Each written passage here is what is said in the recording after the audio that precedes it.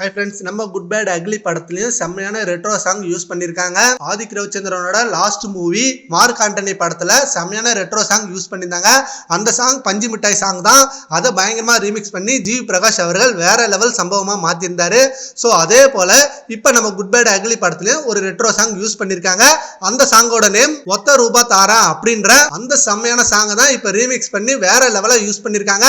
And இந்த சாங்கையும் ஒரு fight சீனுக்கு தான் வச்சிருக்காங்க. அண்ட் இந்த படத்துல ரெட்ரோ சாங் யூஸ் பண்ணிருப்பாங்க. நம்ம ஃபேன்ஸ் எல்லாம் அப்பவே கெஸ் பண்ணாங்க. அண்ட் இப்போ அது ஆல்மோஸ்ட் கன்ஃபார்மே ஆகிடுச்சு.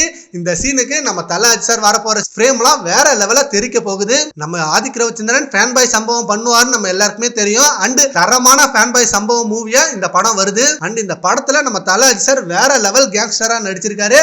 அண்ட் அவர் வர கேங்ஸ்டர் சீன்லாம் ஒவ்வொரு சீனும் செம கூஸ்பம் சீனா இருக்கும். அப்படி ஒரு ஃப்ரேமை வச்சு வேற லெவலா எடுத்திருக்காரு Adhik Ravichandran. And shooting spot செட்ல நம்ம தல அஜித் சாங் கேட்டு தான் ஒர்க் பண்ணுவாராம். அண்ட் பில்லா மியூசிக் ஓடும், அண்ட் மங்காத்தாஜ் பிஜிஎம் ஓடும், இப்படின்னு எல்லா பிஜிஎம் போட்டு தான் நம்ம தல அஜித் சார் கூட ஒர்க் பண்ணிருக்காரு ஆதிக் ரவிச்சந்திரன். அப்படி ஒரு ஃபேன் பாயா மாறி இருக்காரு. அண்ட் ஆல்சோ ஆதிக் ரவிச்சந்திரன் இவ்வளவு உயரத்துக்கு வர காரணமும் அஜித் சார் தான். மார்க் ஆண்டனி படத்துக்கு முன்னாடி அஜித் சார் கூட நேர்கொண்ட பார்வையில நடிச்சாரு. அப்போ அஜித் சார் கொடுத்த செம்மையான மோட்டிவேஷனால தான் மார்க் ஆண்டனி படத்தை அப்படி ஒரு தரமான படமா எடுத்து இண்டஸ்ட்ரியில மிகப்பெரிய வெற்றி இயக்குனரா மாறினாரு. இப்ப அகைன் குட் பை அக்லி படத்துல நம்ம தல அஜித் சாரே வச்சு டைரக்ட் பண்ற அளவுக்கு பயங்கரமா வளர்ந்துட்டாரு. சரி, ஓகே ஃப்ரெண்ட்ஸ், இப்ப நம்ம குட் பை அக்லி படத்துல ஒத்த ரூபா தாரா ரெட்ரோ சாங் யூஸ் பண்ணிருக்காங்க. அந்த ரீமிக்ஸ் பாட்டை பார்க்க நீங்க எவ்வளவு வெயிட் பண்றீங்கன்றத நம்ம கமெண்ட் பாக்ஸ்ல கமெண்ட் பண்ணுங்க. Thank you friends.